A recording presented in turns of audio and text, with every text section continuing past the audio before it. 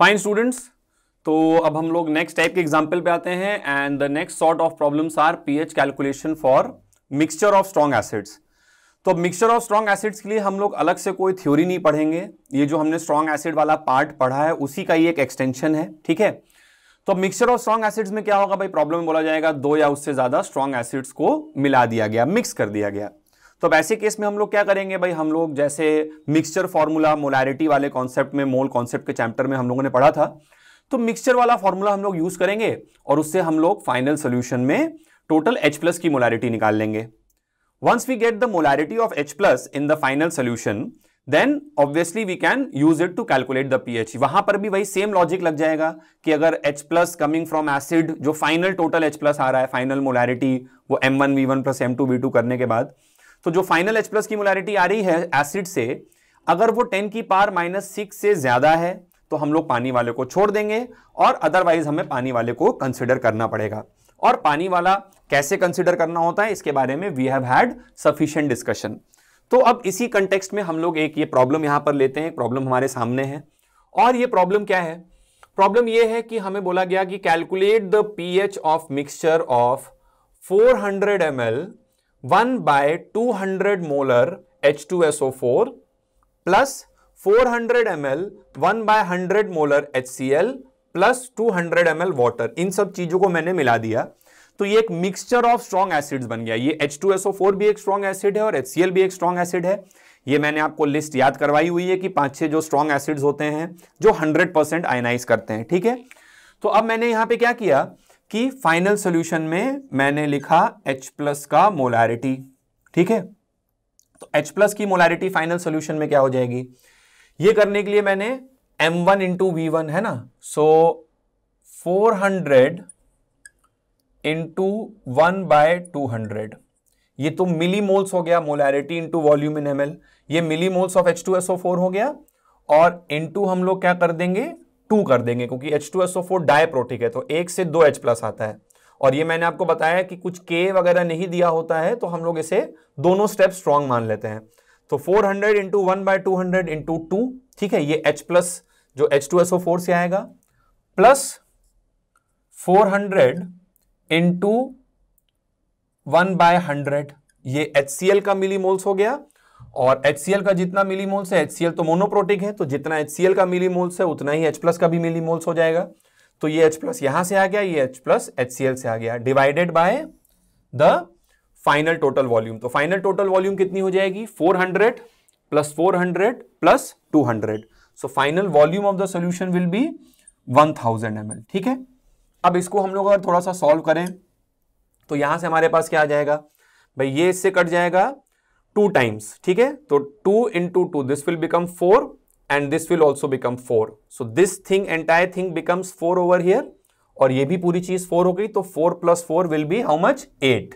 तो 8 × 10⁻³ molar, right. So this will be the molarity of H+, 8 × 10⁻³ molar. And this is the molarity of H+, जो कि acid से आ रहा है।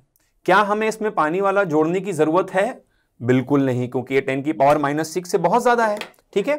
तो H+ जो एसिड से आ रहा है, अगर वो 10⁻⁶ से ज्यादा है तो हमें पानी वाले के बारे में चिंता करने की जरूरत नहीं है। और हम लोग अब सिंपली इसका माइनस लॉग लेकर के बहुत आराम से इसका pH निकाल देंगे।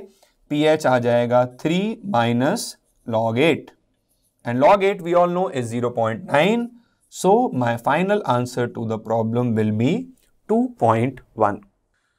Alright, so we have this one more problem और इस बार हमने यहां पर मिक्सचर ऑफ स्ट्रॉन्ग बेस ले लिया। तो यहां पर भी वही सेम कॉन्सेप्ट है, कोई नई बात नहीं है। Just let us have a look at the problem.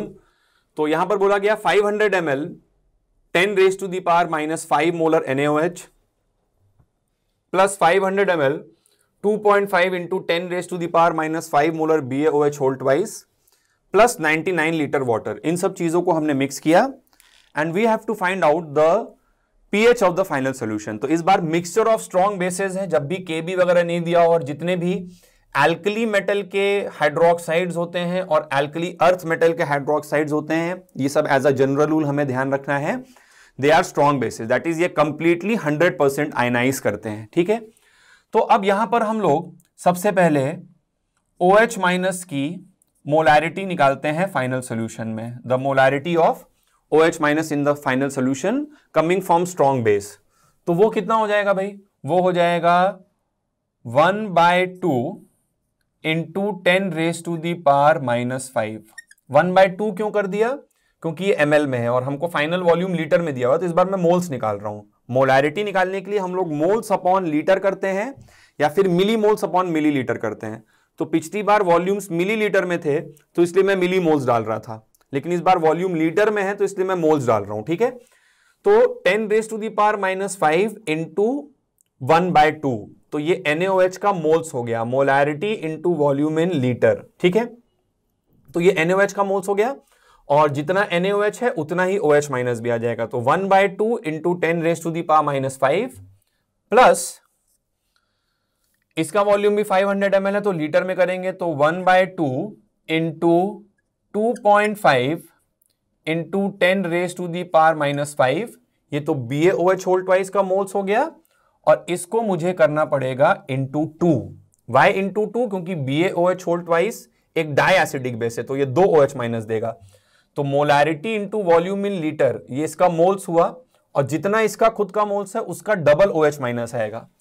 और इसके लिए भी molarity into volume in litre, और ये तो मोनो एसिडिक है तो यहां तो एक से एक ही आएगा। तो ये टोटल OH माइनस के मोल्स हो गए जो कि स्ट्रॉन्ग बेस से आ रहा है, divided by the final volume. अब फाइनल वॉल्यूम कितना हो जाएगा भाई, the final total volume will be 100 litre. तो मोल्स अपॉन लीटर ये OH माइनस की मोलैरिटी हो गई। Now if I solve this further, this becomes 0.5 and this 2 and 2 gets cancelled out, so this becomes 2.5. So 2.5 plus 0.5, so this becomes 3. So 3 into 10 raised to the power -5 है और ये 100 और चला जाएगा तो it will become 10 raised to the power -7 molar. तो ये मेरे पास OH माइनस की molarity I, but this OH minus is coming from strong base only. क्या मुझे इसमें पानी वाला जोड़ने की जरूरत है? बिल्कुल है, क्योंकि ये 10 की पावर -6 से छोटा है। This is smaller than 10 raise to the power -6, ठीक है।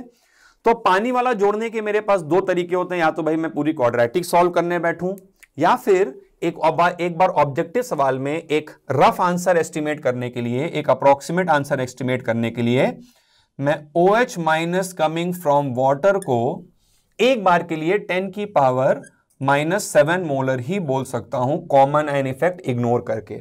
नहीं तो अदरवाइज मुझे क्या करना पड़ेगा, अगर मैं एग्जैक्ट आंसर चाहता हूं तब तो मुझे क्वाड्रेटिक पूरी सॉल्व करनी पड़ेगी। बट एक अप्रोक्सीमेट आंसर के लिए मैंने एक बार क्या किया कि common ion effect on water को इग्नोर करके मैंने सिंपली इसे 10 रेज टू दी पावर -7 ही बोल दिया, जबकि ये एक्चुअल में उससे कुछ कम होगा, ठीक है। बट लेट अस से एक बार इसको 10 की पावर -7 बोलते हैं तो एक अप्रोक्सीमेट आंसर तो आ ही जाएगा। सो OH minus total will now be 4 into 10 raised to the power -7 molar. So this will be the total OH minus। इन दोनों को मैंने जोड़ दिया और अगर ये total OH minus है so POH will be equals to how much? It will be 7 minus log 4 and log 4 will be 0.6. So this will be equals to 6.4. So POH is 6.4 and if POH is 6.4 then pH will be equals to 7.6, right? But this is just an approximate answer, ठीक है। Actual में जो OH minus है वो इससे कुछ कम होगा, क्योंकि कॉमन आयन इफेक्ट की वजह से 10 की पावर -7 से वो कुछ छोटा हो जाएगा, ठीक है। तो एक्चुअल में OH माइनस इससे कुछ कम होगा, राइट, और इससे कुछ कम होगा तो POH जो है वो कुछ ज्यादा आ जाएगा, क्योंकि अगर ये वाला OH माइनस कम हुआ तो टोटल OH माइनस भी कुछ कम हो जाएगा और pH POH ये सब डिक्रीजिंग फंक्शन होते हैं, तो ये कुछ अगर कम हुआ तो POH की value will be slightly more, right. But फिर भी ऑब्जेक्टिव क्वेश्चंस में एक रफ आंसर अप्रोक्सीमेट करने के लिए हम पानी से आने वाले OH माइनस को एक बार 10 की पावर -7 ही मानकर जो है वो काम चला लेते हैं।